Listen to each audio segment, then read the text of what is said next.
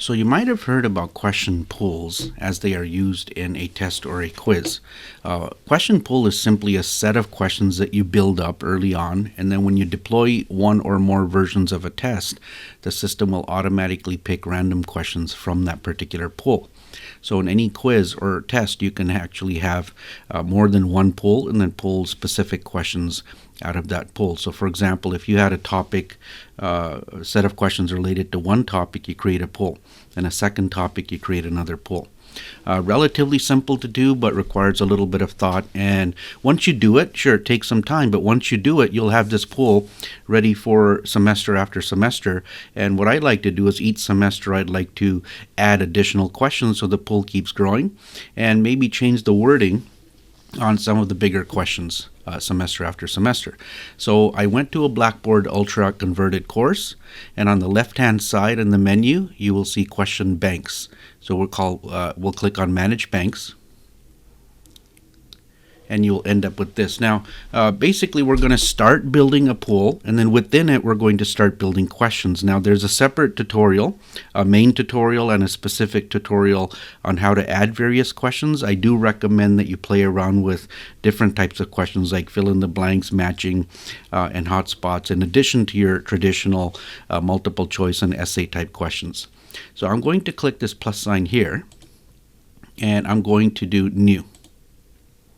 Now your publisher might have a set of polls, maybe in an Excel file that you can import. That's never a problem. So first thing I will do is I will name my poll, and I will call this Quiz 1 Poll 1. I mean, call it whatever you like, right? I'm going to have multiple polls. You can add a description for this particular poll, but that description is only for your purposes. The students do not see that. So there are no questions in this particular bank. And I know I keep calling it pool. Also call it a question bank, right? Pool or bank. Now, let's click the plus sign. And these are your question types, right? Again, separate videos for that. Have a look. And please play around with these. Strengthen your assessments, right? You have an opportunity right now. Let's do it. And keep in mind your learner, right? How has your learner changed? What do they react to?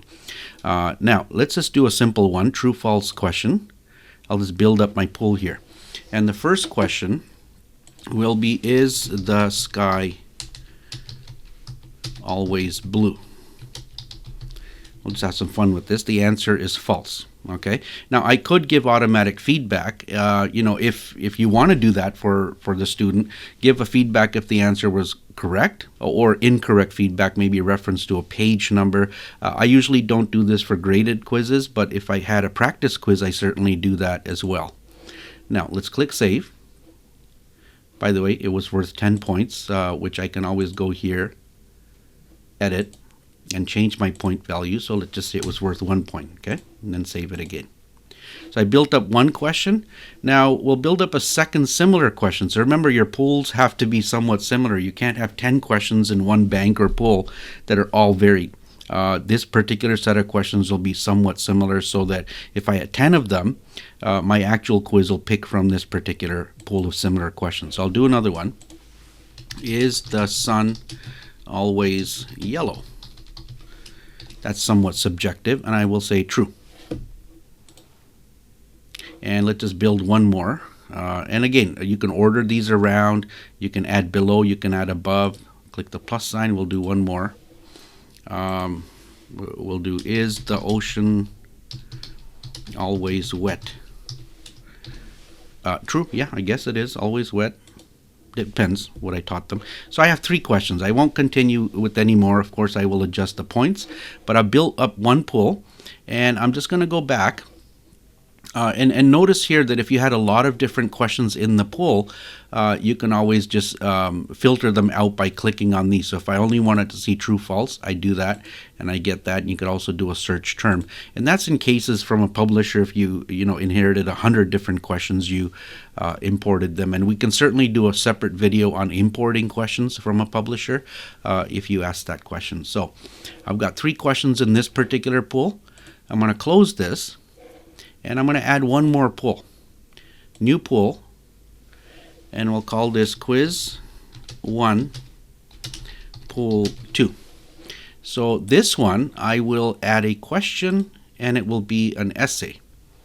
So I will say, describe or outline the process of shipping dangerous goods across the border.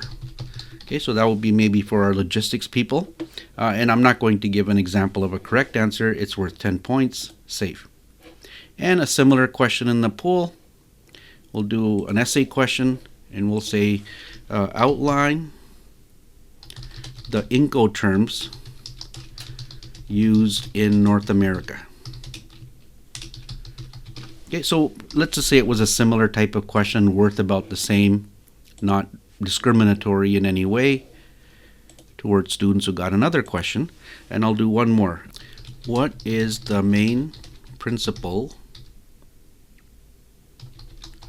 behind the WTO? Okay, so save. So I have 3 questions here. Again, you build up a whole bunch. We have 2 polls, multiple questions in each poll. Now let's see how we can possibly use it. So close these. So you decide where you want your quiz or test to be. And again, just to remind you, I lay out all of my introduction material here, the welcome, the outline, the faculty information, and I curate all my content in the form of 14 weekly folders for the student to access it easily. So I'm going to go to week 4, and anywhere I want, at the bottom, the top, and the middle, I'll click this plus sign, right? There's a lot of these plus signs. And I'm going to click create. And on the right hand side, you want the test assessment. Test assessments are the only places you can use a test bank or a test pool, question pool. So I'm going to click that. It's going to open up a new assessment for me, and I'll call this quiz 1. So just change the title up here. There we go. Now, just like before in the previous video, you can manage these options over here for your assessment, or click the cog here to get additional options. I'm going to now add some questions. So in the previous video, we did show you how to add various questions in these categories, but also how to add text at the top. So obviously you want instructions and preamble before the quiz starts. You can always add that at the top. And also look at the video on how to add a page break. So if you want certain things to stay right where they are, if you're randomizing questions, make sure you add a page break.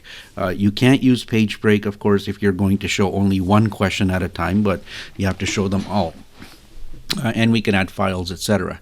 So what I'm going to do is click Add Question Pool, and it's going to open up all the questions that are available to me. Now, here's the cool thing. Because I already had a quiz before in week 1 to 3, it's going to open up questions from that quiz as well. So in some cases, you might be using the exact same question for every quiz. For example, at the beginning, if you ask a student to confirm that they're going to follow the academic integrity policy, you can always click on that particular question, and that'll appear. Now, if you don't want to see those questions, then don't check previous assessments. So we do have question banks, question pool 1. So my first question, I'm going to pull from pool 1. I'm going to select them all. You want to do that, all of them, and add the questions. Now, it's going to ask me how many out of all the questions do you want to show to your students? Well, it'll be weird if you showed them all 3 of the questions, which are similar. So I wanted to randomly pick one of the questions to put in there. Okay. Now I'm going to click Save, and you'll see what it looks like. There we go. So it's going to say one of 3 questions are going to be displayed randomly. You can actually view the questions right here if you wanted to. And you can also edit the questions on the spot by clicking these 3, the button with the 3 dots. Okay. Now, if you change the questions mid-quiz or even after the quiz has been submitted by the students, it will regrade. Now be careful, you don't want to change the words on people. It will regrade, and I do recommend then you manually check every response. So let's go back. We have the question 1 from a pool, the question 2 from a pool. It came across automatically. There's a little check mark here, is do you want students to be able to comment on what they just did down here? That's okay. That was always a feature in the previous version of Blackboard. Leave it on in case a student wants to alert you to some sort of issue or whatever. And at this point, you can change the default grade value for each question. So I'll call it 1, right? Let's just make it 1 point, and I'll leave that one at 10 points. Now let's see what it's going to look like right there. We've got quiz 1. You can move it up and down. Don't forget to release it, right, to the students, so visible to students. And then if you want to see the results, you can click on the quiz 1 and you can see all the submissions here and grade them. Or you can go to Gradebook and you will see the same option. It'll be added to your gradebook right there, unless you choose for it not to be, but there's nothing to grade at this point. Okay, so we're good to go with this. Play around with it. It's always a good idea to have a pool of questions ready and keep adding them as you go. I just want to show you a course that's already been done with a lot of questions. Have a look at this. Okay, so I'll show you the question pool first. Question bank, sorry. And you see I have a lot of questions here, and each one has 8 options in it, except some have 2. And I'm good to go. Each semester I keep adding, I keep rewording. And the place where I deployed this was in my weekly sessions. And it was in, I believe, week 11. And it's a quiz. So let's take a look at what it will look like. I put text at the top. I included a file that people need, a link to academic integrity policy, more instructions, and then these are all questions taken out from my poll. See, not these two. These two stay right where they are, but these ones. 1 out of 8 questions, 1 out of 8 questions, and they're automatically randomized. Okay? Have fun with that.